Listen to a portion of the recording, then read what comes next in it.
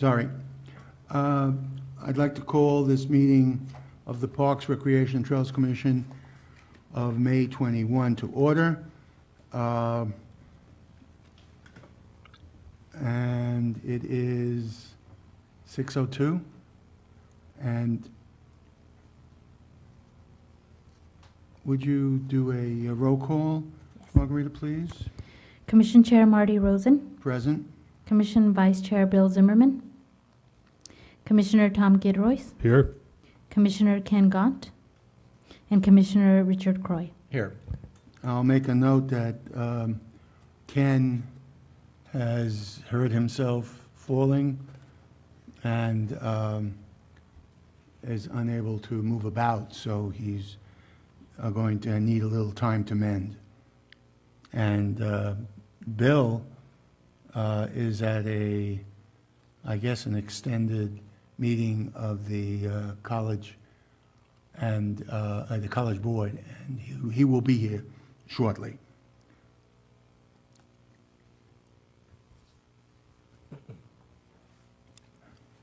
Okay. Rick, would you please do the salute for us? Absolutely. Ready, begin.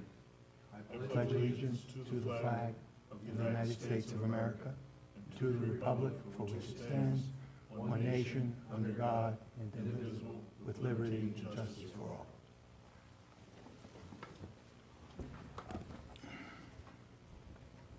all. Thank you, Rick.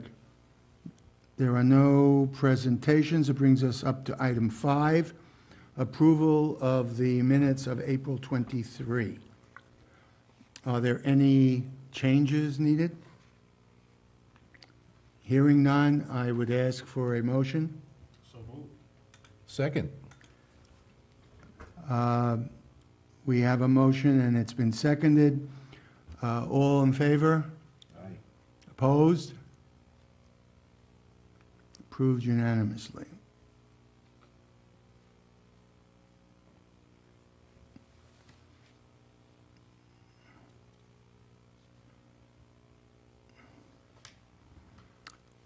Agenda approval. Are there any changes to the agenda? There are none. Okay, so we approve the agenda as is. Have you received any notice of a public comment from all these people? No, there are no public comments. That brings us to discussion item 8.1. The planning application, TR 2015-108. And the proposed tentative track map, TR 36803. I'm assuming we have a staff report? Yeah, it's very brief. As you see in the agenda packet, information regarding the application to the Planning Commission for a planning application on the tentative track map and the application number 2015-108. This has seen a couple of iterations, although this latest does reflect the inclusion of a small park, which is what is being requested for your review this evening. Some history, though. On April 8th, the Planning Commission did hear the pre-application review, which was previously reviewed under application number 2014-218, and it was for a single-family subdivision of 80 lots, and this is around Holland Road. It's located south of Holland and north of Corson Road, east of Evans. I don't know if anyone has a question about where that's located. We can certainly zero in to the location a bit, but that is the location in question. Overall, the application, when it went to the Planning Commission and then finally to a workshop on February 5th, the result was the comments from the Planning Commission to incorporate a small park. The original submittal did not include a park at all. It was all residential, single-family residential detached homes. According to planning staff and the minutes from that meeting, the request came from the commissioners themselves, not from the public and not from the applicant to incorporate the park. Excuse me. So as a result, they had returned with their current application and incorporated a .73 acre park. The site also includes a .61 acre basin on the project site, not necessarily on the park site. Currently, as written, this development and its public improvements are intended to be annexed into the citywide CFD that had its first reading last night by City Council as an introduction, although that can also be discussed this evening when reviewing the site. Attached to the report, there are a few things. One is the tentative tract map. So you can get a general idea, also up on the screen right now. And I provided to you a larger blow-up of it so you can see a little bit more detail. On the screen, though, is the overall tract map. If you can advance to the next slide. I've zoomed in here to the park site, which is the second page of your handout as well. So you can get a little bit better idea. This park is squeezed in between a few of the lots. If you're looking off of the cul-de-sacs of Street F, Street E, and Street C, I believe that's C. And it's fairly small. There is a grade separation with a somewhat of a channel running underneath the footbridge or pedestrian footbridge, tot lots, picnic shelter, and various seating throughout the park with path of travels. Staff's recommendation on this, this is, given the size of it, consider whether this should actually be incorporated as part of a CFD, as noted in prior discussion, and also shared during many of the park master plan meetings. Parks of such small size do tend to split resources and increase costs significantly, as opposed to consolidating these types of improvements into single larger neighborhood or community or even regional parks for maximum benefit to a larger community enclaves. So with that, that concludes my report, and I'd be happy to hear any feedback or answer questions. I'd just like to say one thing before I go to Rick. We have the option of letting the HOA handle that park and save our own resources. It's so small.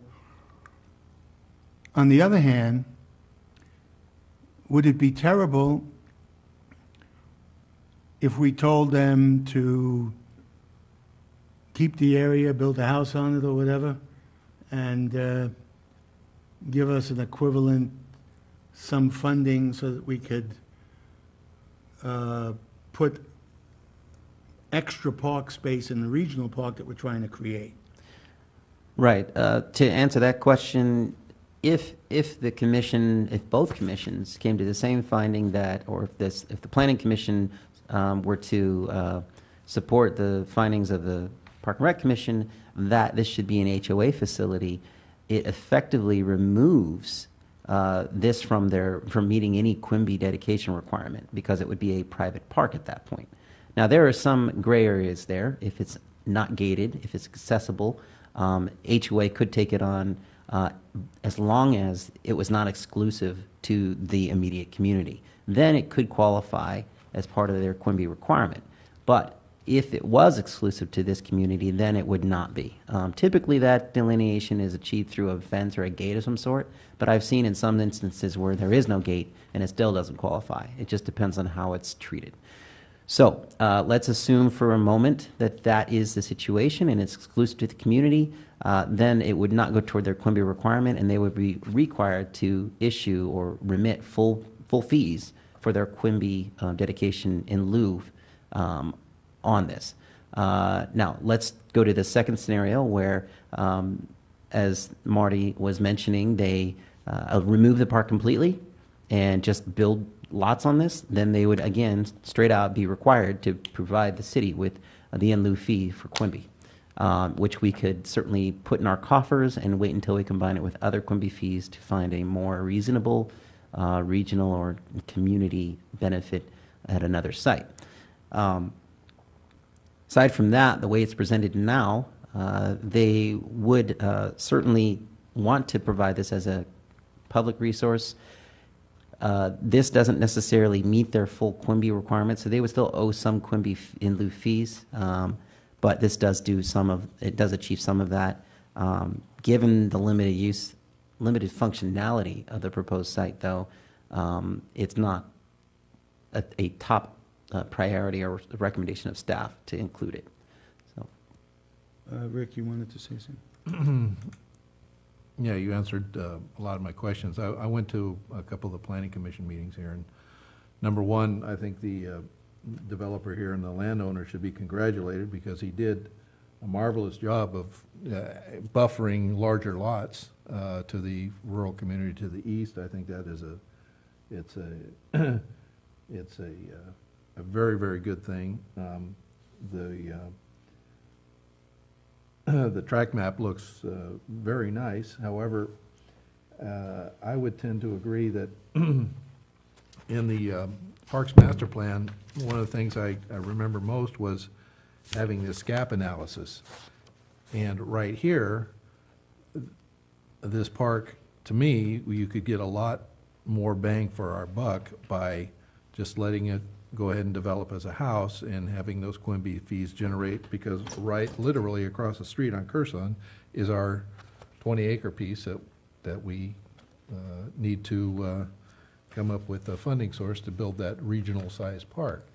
I think that having a park literally within, looks like maybe 200 or 300 feet of a regional park, you've got too much in one area and not enough in another. I think the wiser decision, I understand why the planning commission wanted a park, but maybe they didn't realize where this was in relation to that 20-acre piece that we're And maybe going to develop. well, they may not know that we're looking to create a regional park. Do they? I can't speak for them. I think some of them have attended some of the workshops, Yeah. but they, in general, this may have been reviewed at a time when that wasn't fresh in their minds. Yeah, exactly, and I think. So I agree. I mean, I absolutely agree with Rick. Yeah, I mean, I think we should, And I think it's, if we can get the Quimby fees and put it into Kitty towards that 19, 20 acres just below it, a much more efficient use of our development fees. As you can see directly to the west of it, there's another tot lot right off of Curson and that track there. I would tend to think that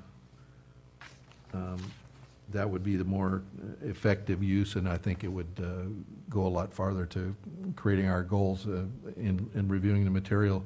One of the things we hear over and over and over, regional-sized parks, regional-sized parks. Pocket parks are maybe 80s thinking.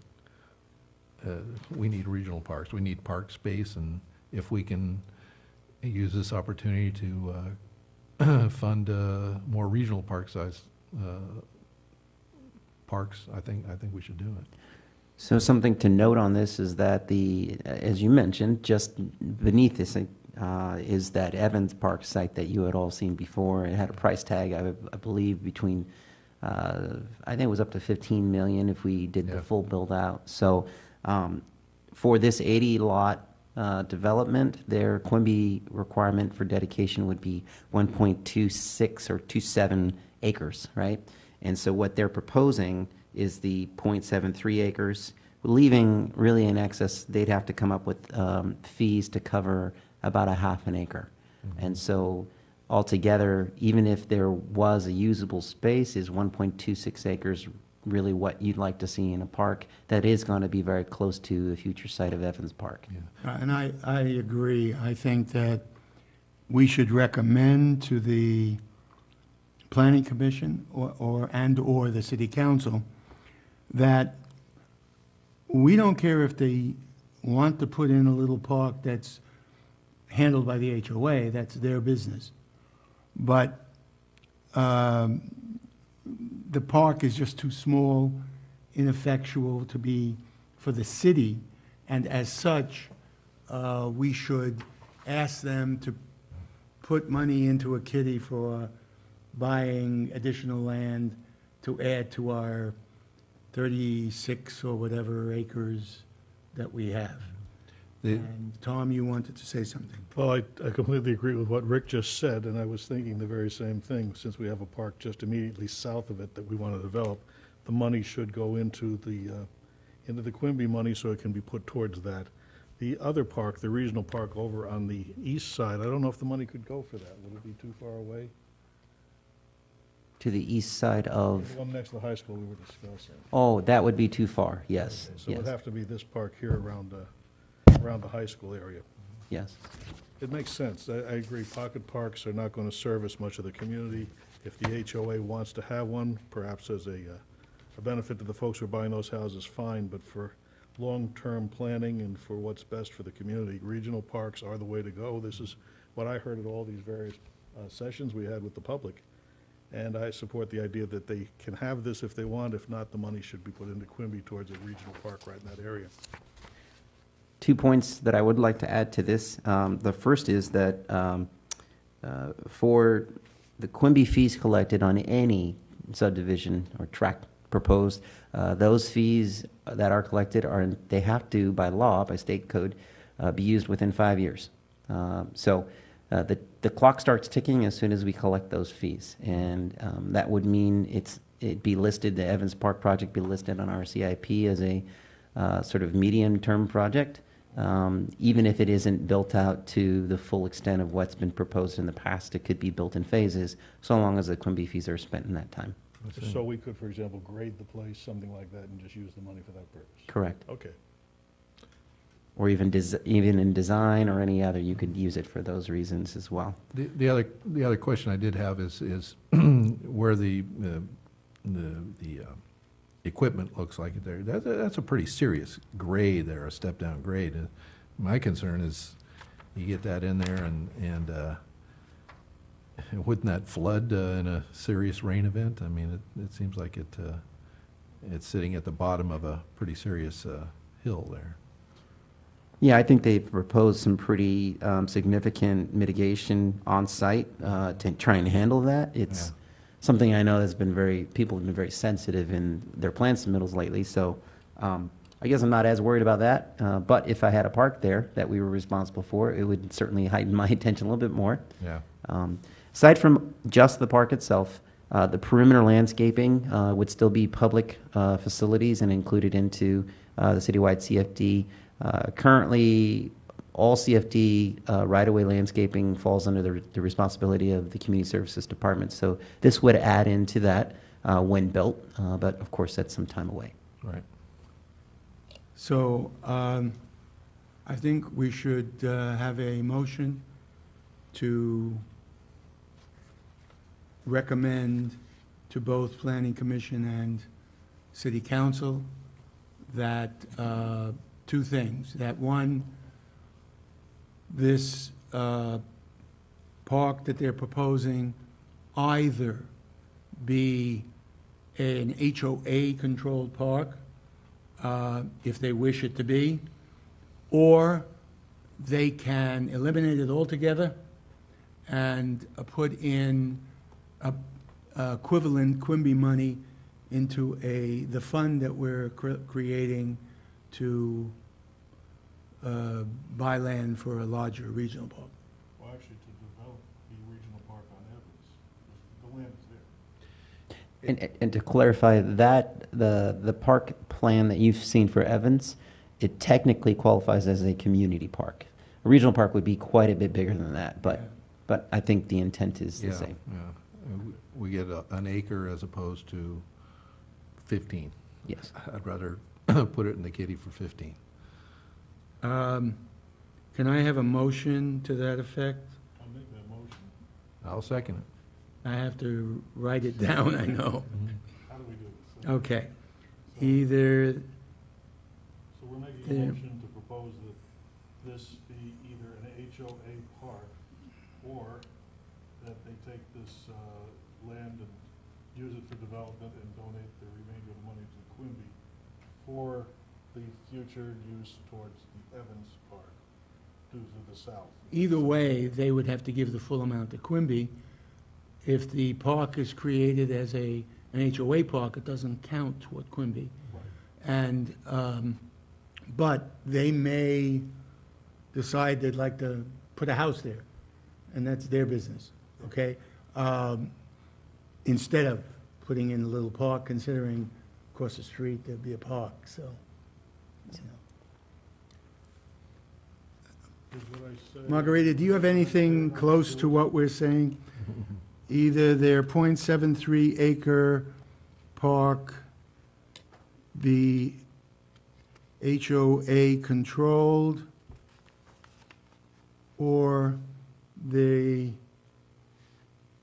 remove the park completely,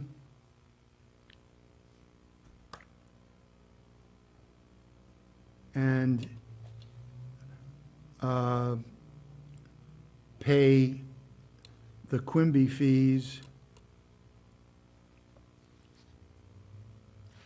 into the fund to, For the Evans Community Park. to do what to it? To develop it. To develop the Evans Community Park.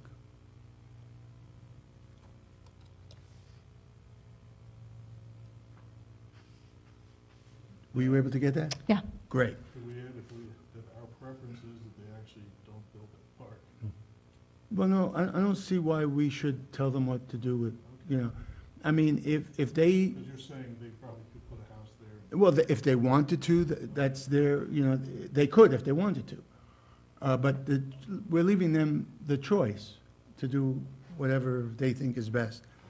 But either way, we get the Quimby fees to help develop the Evans Community Park, which I believe is across the street. Yep.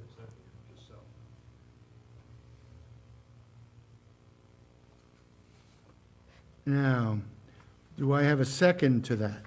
Second. I have a second. Margarita, would you do a, Commission Chair Marty Rosen, yes, Commission Vice Chair Bill Zimmerman, he's not in. Commissioner Tom Gidroy, Commissioner Ken Gant, and Commissioner Richard Croy. Yes. Okay. With that, we go to item 8.2, plot plan 2014-228, the park concept plan review. And that's for the plan 31856. And again,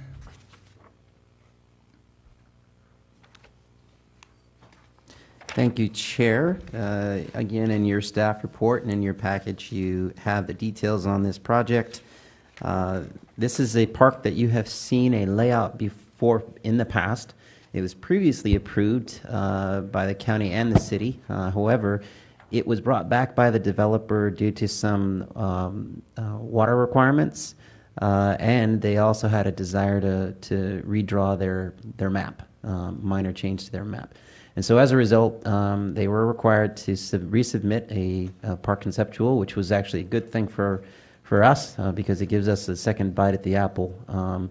If you recall from an earlier discussion, the original plan, as it's not on the screen, but the original plan had the park with a basin sort of mixed between play equipment and on the side, which, as you know, does not work well. And so we met with the developer and requested that they modify that design so that there was a clear separation between both of those needs. And as a result, they've returned with what you see now. And the location of this particular project is just along Marietta Road. And if you go south on Marietta, south from Newport, you eventually run into this. It's just below the other I think it's Hidden Hills Park, that's sort of north of it. However, this along Marietta Road is also the location of one of the trails proposed by the Trails Committee a couple years ago. And so there are some recommendations from staff that I'll also share. If you can advance this slide. I know the version on the screen is not very clear, but the one larger version in front of you would probably give you better detail. All in all, staff is confident with the design that's proposed here. The only modifications to this that staff would like to see is on the north end, or technically it's the west end of this park, closer to where it says 77, which is lot 77 at the top there. There's a row of trees, and then below that there is what's they're referring to as a 15-foot wide turf block access road. This is essentially easement access to the basin itself. Staff's recommendation is to change that from turf block and turn it into DG instead. Turf block is traditionally very hard to maintain, especially when something goes wrong with it. And sometimes things grow and sometimes they don't. And so it's our recommendation that we'd rather just know that nothing grow on that and it just be an access road.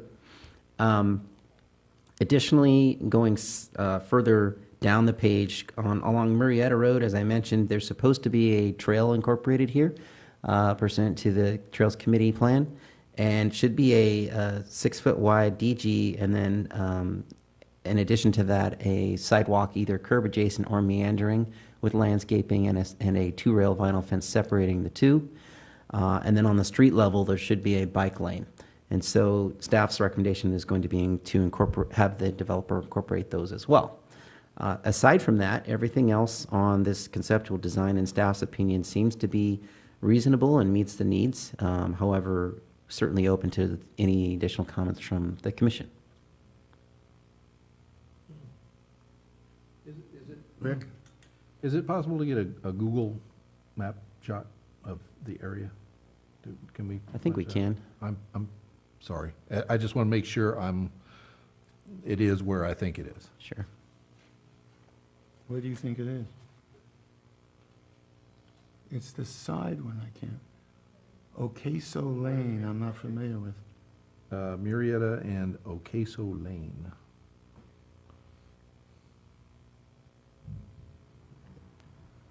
Think south, actually. Yeah, it's going to be south of Newport, Yeah. around the weird bend. Yeah, keep going down. Right about. No, I think it was that strange bend that you were at. Right, if you scroll in there, let's see here. And of course, if we had our project map, it would be easier to locate Yeah, this. sorry to put you through it. Oh, no, scroll up. Is it below Holland? I don't know. I don't think Ocaso is actually a street yet. I think No, it's that's a new proposed Yeah, road. it's a- In fact, I think they've changed the name a couple of times. It's a paper Elm street. Street is a street, though. Elm. So find the cross street of Murrieta and Elm, that should be a real street. And I did this exercise the other day and also had the same challenge. Yeah, it's a. Oh, look There at we it. go. You even get a street view if you want it. Yeah. Look, there you go. Oh, oh, that's Oh, correct, yes. okay. So, Yeah, okay, 'cause, yeah, I was. That's why we couldn't find it. Yeah. Okay. So basically in, right there. So basically that L-shaped piece, okay. Once again, I like to refer to that gap analysis, those big circles they put on there.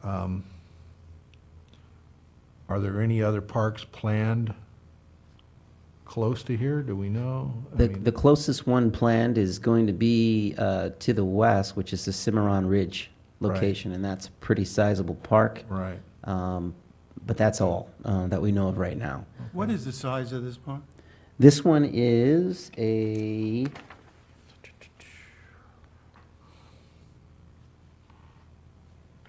I don't see it anywhere. That's yeah, no, it was on the other documentation here.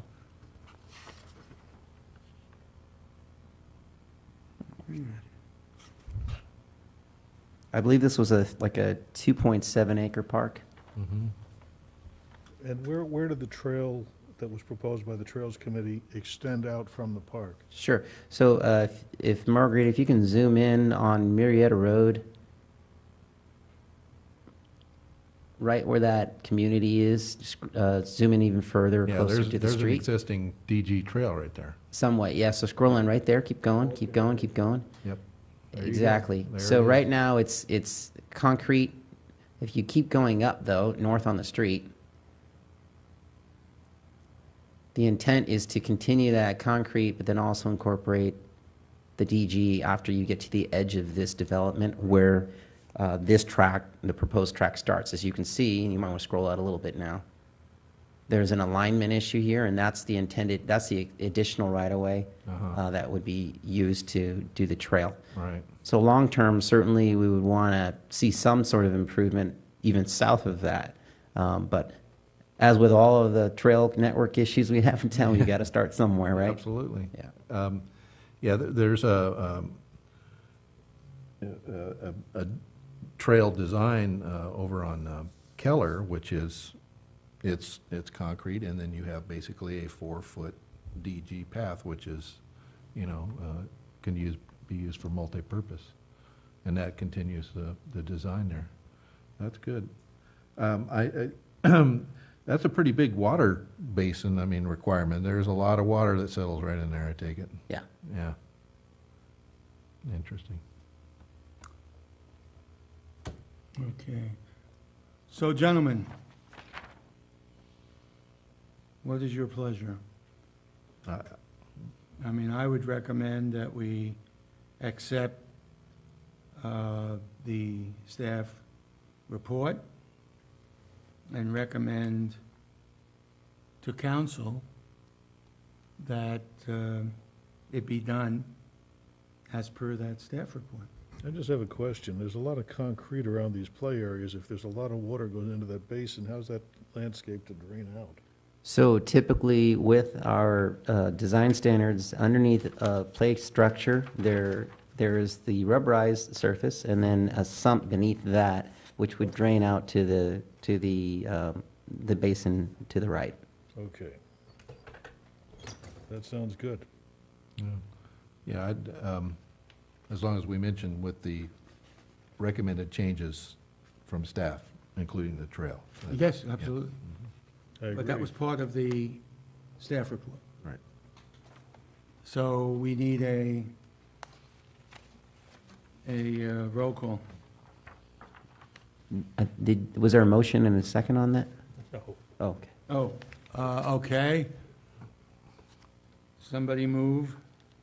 I'll make a motion to approve recommending this design with the recommendations from the staff and the staff report.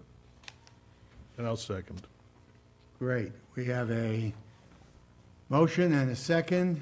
Any further discussion? Hearing none. All in favor? Aye.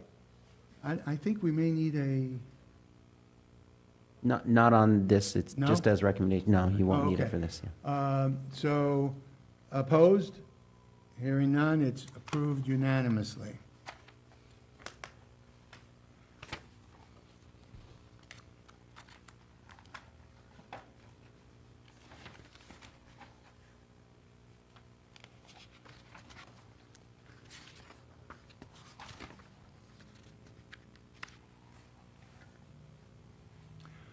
Okay, that brings us to item 8.3, the Master Plan Workshop 2 summary. And if it's the agreement of the chair and the commission, I wouldn't, I would recommend taking this as well as the next item together, as they're both summaries of two different meetings for the same purpose. So I can provide just an overview of what happened at both, and then if you want to move on them both at the same time, you can. Fine. So as you all know, the Park Master Plan is deep into its development, and the workshops to the community were one of the final outreach efforts that were planned as part of the scope of our GM Design Group to complete this. Workshop 1, you received an update on at the last meeting. Workshop 2 took place on April 20th at the Wheatfield Park Menifee Gymnasium. We had about 40 people in attendance, and the workshop was designed primarily for sports user groups who wanted to provide feedback on what kind of sports amenities and facilities they would like to see in the city. I believe a couple of you were in attendance. It was a good session, and there were essentially 4 main questions, or 5 if you look at it in a different way, that were to be answered by the folks in attendance. And the first one was, what are the best public sports facilities in the city of Menifee and why? The finding on that, as they broke out into groups, essentially is included in your staff report, but I'll give you the highlights. For that question in particular, the best sports facilities they considered to be Wheatfield, Audie Murphy Ranch, and Marion Ashley, somewhat in that order. Conversely, though, the next question was, what are the worst? What facilities do you think have the most need, essentially? And not top of that list, as a general consensus, was E.L. Pete Peterson Park, followed by Wheatfield, and then Eller Park. And again, I'll highlight the evaluation, at least as presented to the community, was all parks, not just city, not just valley-wide, all parks. So you'll see a mix. But how can Wheatfield be both the best and the worst? And that's a fair question. What it means is that people were evaluating it based off its potential, and it's certainly got high use because it is the only facility in the city boundaries that is that size and hosts enough sports fields to use for the type of play that most of the groups needed. And so for that reason, they felt it was the best. But they also felt it was the worst because it had, or one of the worst, because it had a significant amount of maintenance needs. So, a little bit of both. The next question was, in general, what type of sports facilities were still needed in the city to complement, say, voids that existed, gaps that existed, and primarily the groups felt that a community pool or an aquatics facility was a top priority. Next, in general, at all of the facilities across the city, they wanted to see more lights for fields. Currently, there's only 3 facilities that have lights for fields, and so they wanted to see more of that. So they want to have sports at night? Yes. In the evening? Yes.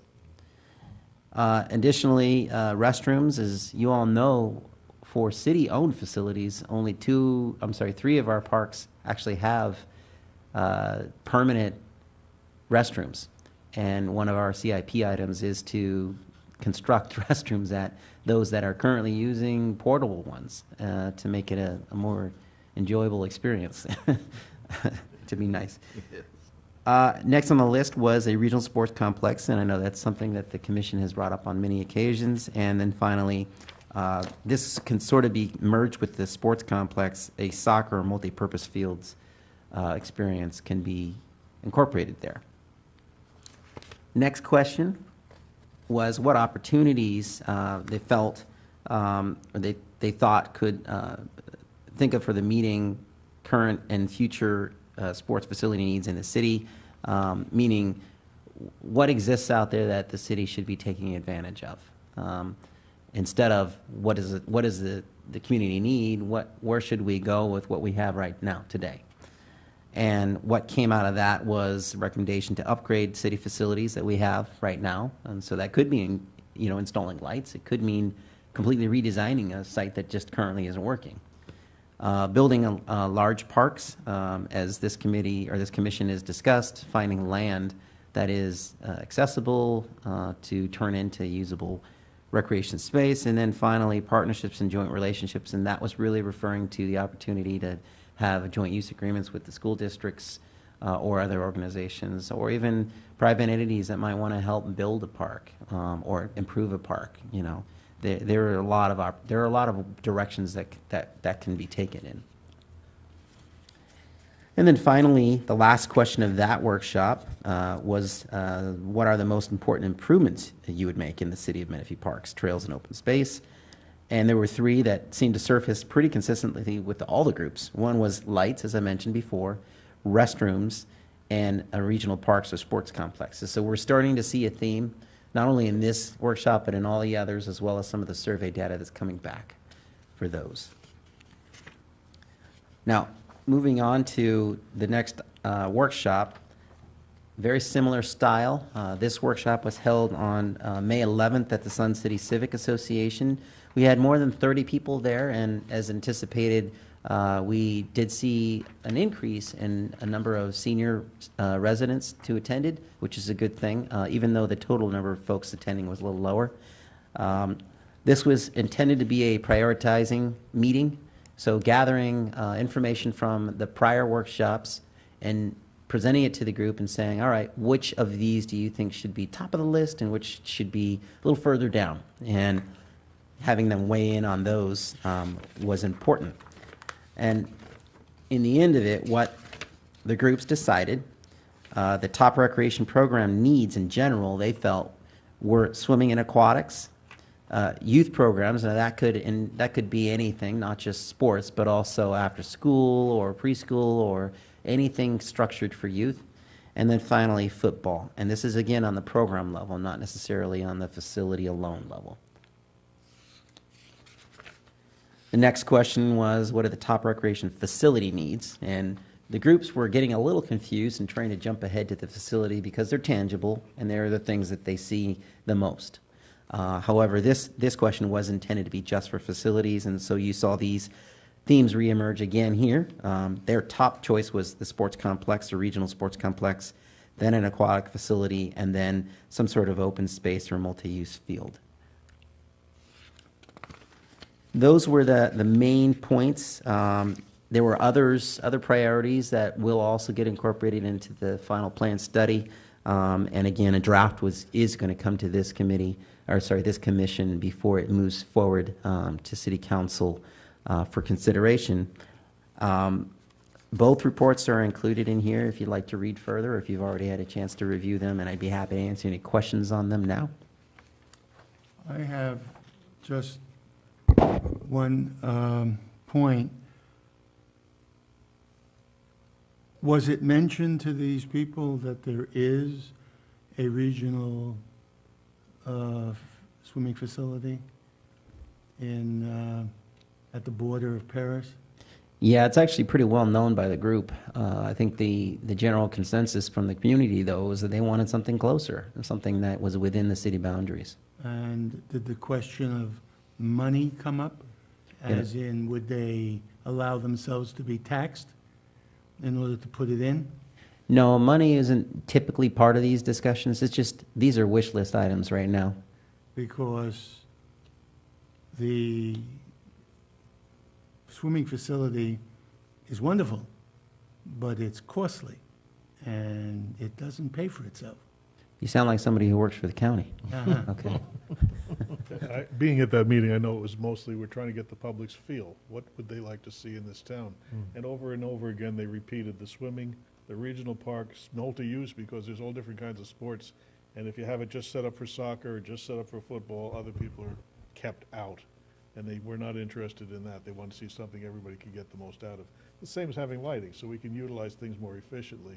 And longer. Redesign like Pete Peterson, where it's not really giving people an opportunity to use that big green space in the middle for anything but walking around it. So they did a great job. They really contributed a lot of good ideas. Yeah. Some surprising ideas too, which didn't quite get on the agenda, on the radar, but some things I never would have thought of. But as a whole, it was very productive, and it tells us a direction they would like this commission and the city to move in. And over again, my impression was we just don't have enough for all the demand, and people are still going out of town. I met some people at that sports meeting that were just passionate as all get out, but they couldn't do anything in our city limits. They're going down to Temecula, they're going out into Hemet, Right. other places just to practice. Yeah, So there's definitely a demand and supply problem here, yeah. A reoccurring theme. yes. We have an increasing population, and we're sorely inadequate in parks. That was charted in the meetings too, the population growth and the age groups. We've got a lot of young families coming into town who look for these things. That's right. No, I agree. We need it. Do you have those numbers or those figures, or an idea about them? Yeah, I can tell you that the State Office on Finance just came out with its recent figures on city populations. And of course, Menifee was right up there on top growth, as well as Lake Elsinore and, others. But notably, the city of Menifee with this report, just broke the 85,000 mark. So this city is over 85,000 people now and growing. So all of the information from the workshops, all the statistics, all of the maps, everything are on the city webpage right now. If you go to the community services page and then you click on Park Master Plan on the left-hand side, everything that's been achieved so far on the plan is posted there for folks to read at any time. Yeah, I think that this process is turning out to be very, very effective. It's really identifying the commonalities of what people really want in this community. As far as lights go, that just makes so much sense because, let's face it, we're a commuter city.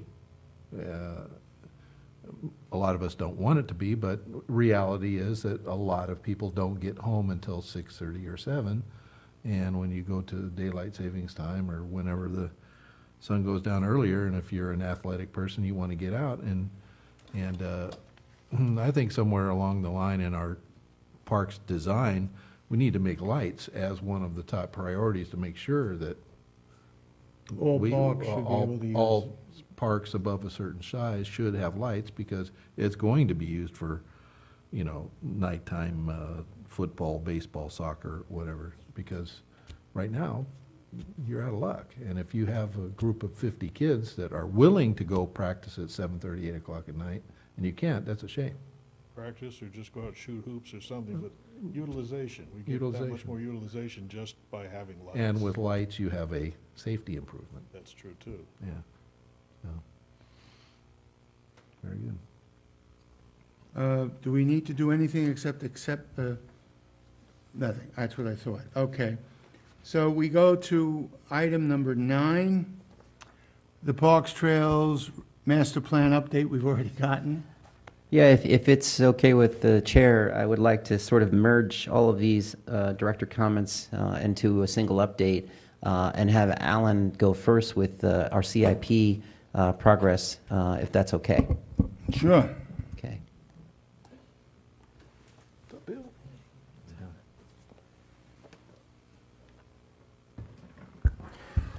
Thank you. I'll be presenting a progress update on the Case Sinicero Senior Center exterior project. Overall center project update, the exterior improvements are currently under construction. The interior improvements project is currently out to bid, and the landscape improvements are in staff internal bid review process. Here's the senior center exterior work, the block wall on Newport Road. Left picture is a before picture, and on the right is the after picture. This was demo of the failing block wall, and then demo of the non-operating irrigation system. And for future, there will be installation of California drought-tolerant shrubs and a point-to-point drip irrigation. Next slide, we have the senior center exterior work, the metal fence on Evans Road. Left picture is the before picture, and the right picture is the after. We cut down the trees because it was buckling the sidewalks. We took down the pilasters and the metal fencing, and we demoed the non-operating irrigation system. Next slide, we have the exterior work, the sidewalk on Evans. So we demoed the failing 5-foot wide sidewalk. We installed the new 6-foot wide curb adjacent sidewalk. And this will be a future location for California drought-tolerant shrubs and a new point-to-point drip irrigation. Here's the exterior work driveway approach on Evans. We demoed the failing 22-foot driveway approach. There was major cracks through the sidewalk, through the driveway approach, and we installed a new, wider 20-foot wide driveway approach.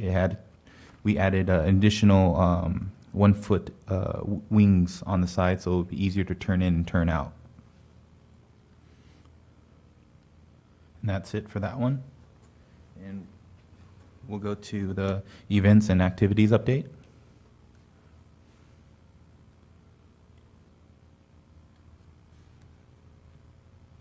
The next big event we have is in 2015, Father's Day Camp Out, Saturday, June 20th to Sunday morning, June 21st. The camp out is from 3 p.m. Saturday to 10 a.m. Sunday. The day camp portion is only from 3 to 9 p.m. It's $15 per adult and $10 per child, 3 years to 12-year-old. For 2015 Movies in the Park is our summer program. We'll be having a total of 5 movies beginning on June 20th and ending on August 8th. Those are free admission. And then the next big Signature City event will be the 2015 Independence Day celebration. That's on Saturday, June 27th from 5 p.m. to 9 p.m. We'll have over 80 craft vendors, over 20 food vendors. We'll be charging $5 wristbands for unlimited rides in the jumper zone. The event begins with a parade at 5 p.m., live bands at 6 p.m., and a fireworks show ending the event at 9 p.m. And that concludes my presentation. I have one question. Can we get a copy again? Yes. And we are going to need a staff report on water. Well, because of, here we are adding more to the parks, more in the sense of adding more landscaping, which requires more water. But I don't know where we stand with water. I mean, what is our current consumption? Are we using potable? Are we using recycled? How much are we being allowed? So we need a look at a staff report analysis of water. Please. Yeah, I agree. I think that the commission with a motion and a second should add that to a future agenda item. There are several meetings going on right now with EMWD where we're finding out what that level of consumption or reduction will be. Preliminary figures have us at 28% less than what's currently being used. The use in the parks and right-of-ways is a mix of potable and non-potable. Just depends on where you go. Almost all sites are dual plumbed for both. However, some that are old may not have that convenience. So I would suggest after we finish the update to have a motion and a second to add it to future agenda item, as I know the council is also waiting for an update as well. Okay. Just before we go into that, Alan, what's left to be done on Case Siniceros, and are we on schedule? Yeah, so we're currently on schedule. They are completing the ADA ramp access from the very east side of the parking lot that will connect a path of travel to the north annex building. They poured the concrete today for, what do you call it? The ADA ramp right there and the curb. And they will be also installing a new 2-bay trash enclosure that's covered. They'll be working, demoing and completing the driveway approach on Newport. They'll be doing ADA sidewalk access from Newport Road to the facility. They'll be doing a new ADA ramp right on the east side of the main senior center building. We'll be adding additional fencing to protect the building. Do you want me to go on to the interior project too? No? Oh. That's okay, I just want to know about the exterior since you talked about so much about it already. Yeah. Thank you. I got a quick question, Alan.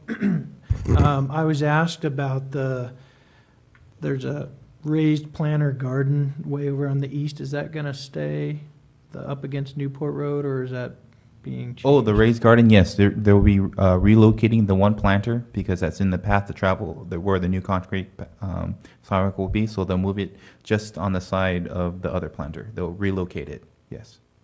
Yeah. So there will still be kind of a little open courtyard? Yes, and that side will also have security and fencing too. Okay, Yes. thank you. That's it? Thank you.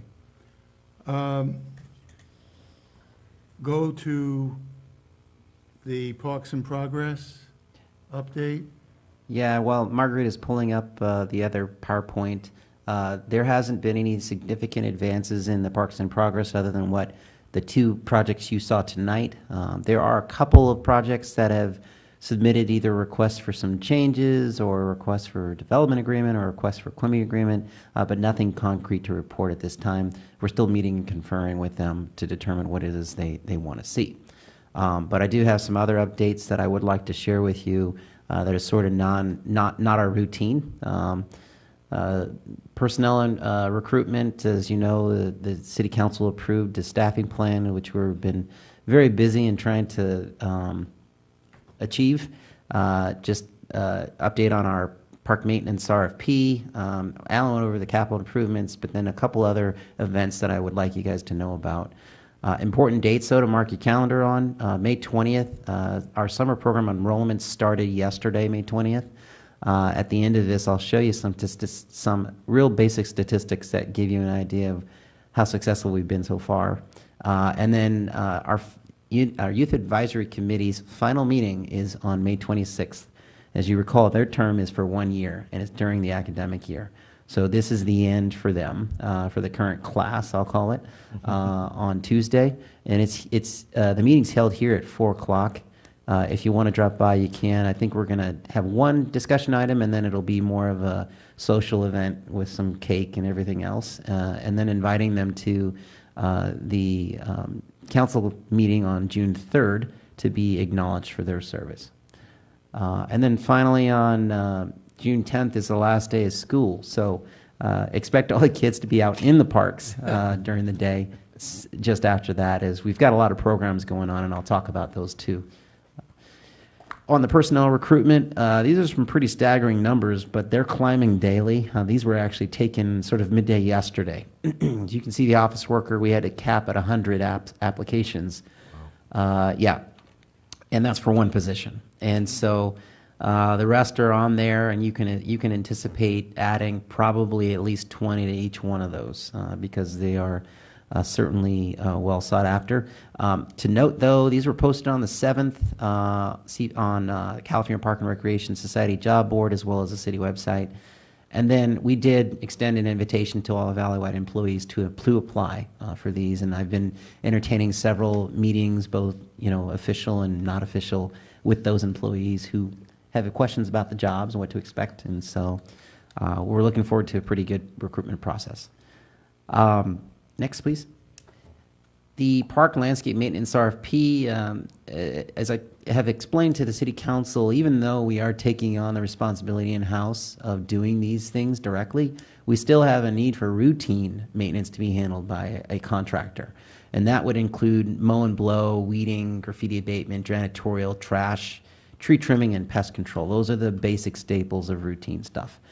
The in-house staff, which is going to be a team of 3, would be responsible for the inspections of all of the routine stuff, special projects, irrigation repair and control, call-out, emergency services, installations, project management of any of our CIPs that exceed what Alan's already doing, rental prep, so for picnic shelter reservations, they would be available on weekends to do some troubleshooting and meet and greet, as well as facility and equipment repairs, turf renovations, and of course our events. They would be there to support us. Timeline, though, is the RFP was posted on the 14th. The proposals are due on June 3rd, and we will be taking it to City Council on the 17th. What we'd like to do, if the timing is right, we can bring it here to the Commission first so you can see what we're doing. I haven't really worked out that timing yet. I know we do have 2 meetings. I'll have to look at our calendar and see if it's something we can bring in because between the 3rd and the 17th is a very short timeline. And Copies of all this again? of course. And then on Hey, the, Robert, yes, back on the contractor one for maintenance and stuff, do you have a budget already set up for that and you know what you're gonna, is that an annual thing or? yeah, majority of these services are all funded through the special tax district funds, so very little of it is actually general fund. And the numbers are typically gleaned from 2 sources. One is engineers report from those those districts when they were set up. And then secondly is we do our own investigation, aerials, as well as walking the site and viewing the plans for square footages, all of that stuff. Okay, thank you. A question for you on the in-house staff providing things. Scheduling came up a lot. People were unhappy with the system through Valleywide. They weren't getting anywhere. Are we prepared to tackle that and be on top of it? Yeah, Margaret, if you can go back a couple slides, or one. There we go. Nope, there you go. So as all the positions that are on here, I'll point out one in particular, the Community Services Assistant Coordinator position. That job, if you go back to some of the handouts I provided in a prior meeting on our organizational chart, you'll see this position is responsible for ball field allocations. And so that's a biannual process and requires that all user groups submit their applications before getting issued any permits. We will match it up with what their requests are. Obviously, other groups have requests typically for the same fields at the same time. And our ball field allocation policy goes into full force. So whatever season of play it is, the group that has that type of sport for season of play, as well as having at least 51% of their residents come from Menifee, they get top billing for that opportunity. If there's a head-to-head opportunity between two groups, then we split it up based off of how many residents they actually have, and that's the proportion of field use they get. Sounds great. Yeah. So it's a tried and true method from other cities that I've worked in. It's fair. People will always walk away unhappy, but they also walk away understanding no funny business took place. Right. That's some good criteria there. Yeah. Are we talking about 11 people? 11 new people? No, in total, it is, I can do the count for you, 1, 2, 3, 4, 5, 6, 7, 8, 9. I'm sorry, it's actually 8 people. The community service leader position is actually budgeted in terms of hours. And so whether it takes, 10 part-timers to fill those hours or 2 to fill those hours, it's just done in terms of hours. The only caveat to that is a single community service leader, part-timer, cannot exceed 1,040 hours in a year, because as soon as they do, we start paying into PERS for them. Right. You can go forward. There we go. Alan went over all of this. I'm just going to highlight a couple of things.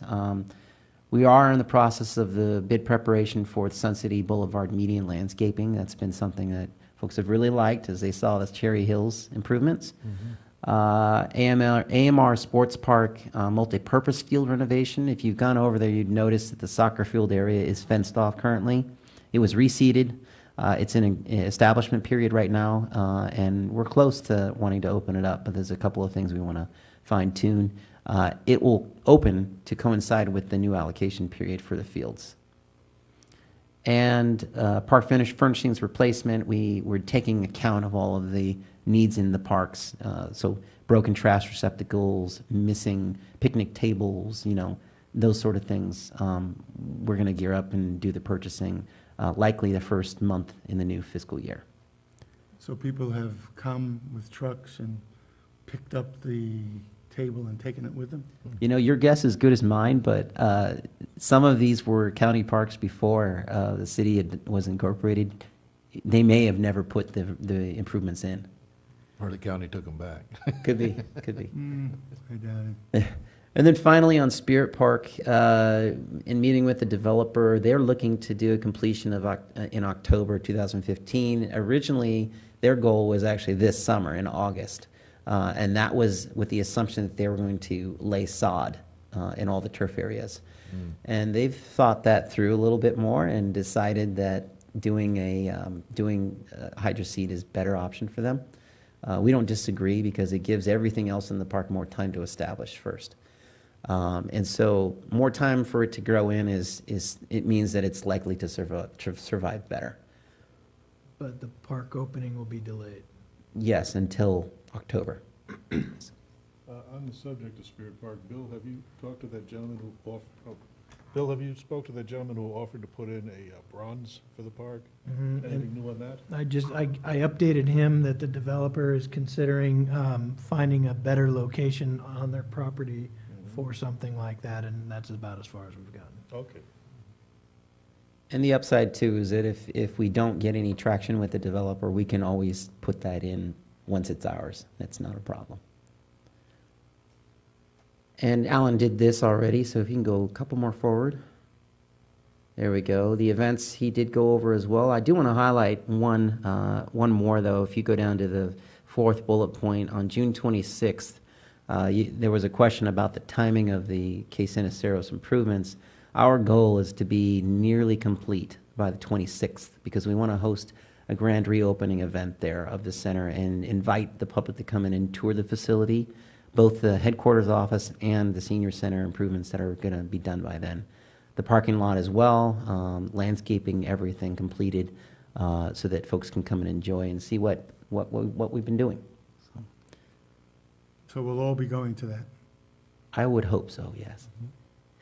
And then the really cool stuff that's happened in the last week or so here. It's been 12 months in the making. About a year ago, we had been working with a vendor to provide a solution for enrollment, registration, and facility permitting through ActiveNet, which is really what a lot of agencies in the industry are using. And so we were finally able to roll that out effective May 20th. And as you can see, and this is just one day of activity. Wow. 70 registrations, over $3,000 in gross revenues from that. It happened to coincide with obviously our summer program offerings, but this is without any advertising, none. So the guide has not even hit the streets yet, and people are just seeing this and through word of mouth, deciding from home for the most part to register for activities that we have to offer. And so once the guide goes out, we expect this number to grow even more. So I didn't check what the numbers were today, but they've obviously gone up. Nice. So a lot of exciting stuff going on for us. Before I kind of conclude my update, I do want to highlight that both Alan and Margarita have probably been working and doing the work of at least 3 bodies themselves each. And none of this is possible without all the extra time they've been putting in. At any given time, you can probably find them here at 8, 9 p.m. at night trying to get some stuff done, so even on their days off. So, we're going to keep at it, and once we get the recruitment done early June, we'll get some help, we hope, Great. some relief. Fantastic. So that concludes, and you will make copies of every page and give it to everybody. Okay. Are there any commissioner reports on activities? I'd like to throw something in there if I Go could. right ahead. So on that grand opening for Case Iniceros, just to let you know, I know that Arts Council Menifee is also part of that with the North Annex, and where I can speak for them, we are hoping to also be a part of that grand opening as well. So if you guys are there, please stop by and check it out. And also, I just want to throw in kind of a kudos or good job to the team too. You guys are doing everything that I think that you set out to do and you said you were going to do, and you haven't let anybody down yet. So I appreciate it, all the efforts. We all do. Any other commissioner reports? Not at this time. Okay. Future agenda requests. At this point, I'm going to request that we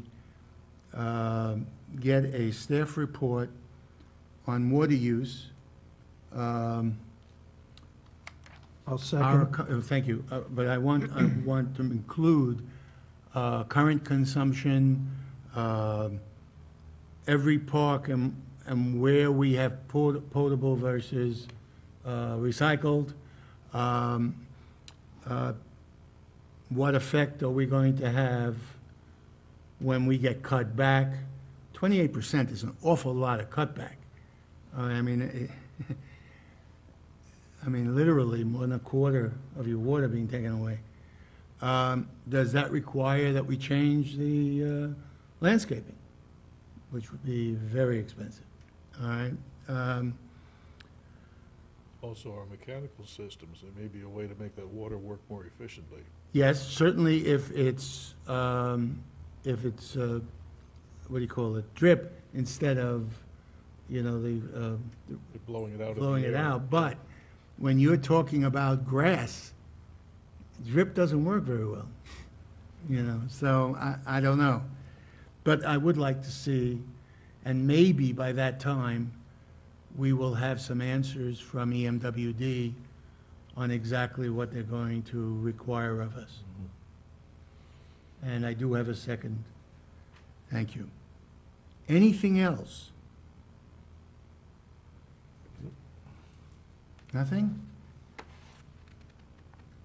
Okay, Need a vote on that? do we need a vote? No, just a second. Okay.